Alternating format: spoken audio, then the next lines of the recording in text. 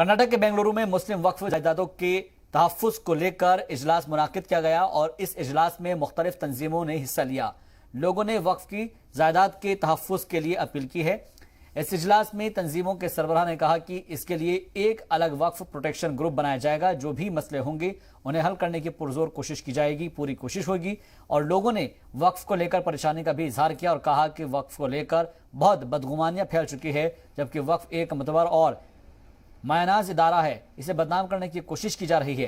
वक्फ के तहफ्फुज के लिए आगे भी इसी तरह के इजलास होते रहेंगे।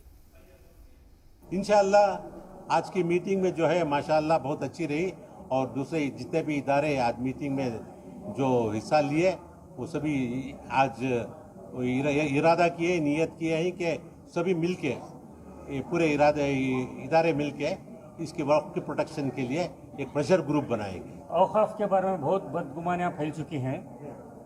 औक़ाफ़ एक मोतबर और मायानाज इदारा है मुसलमानों का। ये कोई सरकार से कायम किया गया इदारा नहीं है। ये मुसलमान लोग जो वक्फ किए गए हैं उन जायदादों की तहफ़्फ़ुज़ के लिए बनाया गया वक्फ इदारा है। अब क्या हो रहा है, हालिया तौर पर देखते रहने से मुसलमानों को उससे फ़ायदे के बजाय नुकसान होना शुरू हो चुका है।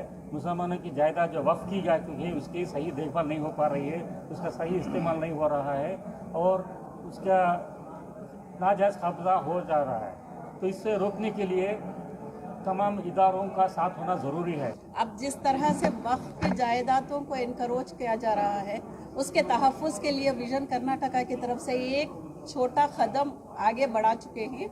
इंशाअल्लाह कौम तो सोई हुई है, कौम को जगाने का काम आज हुआ है।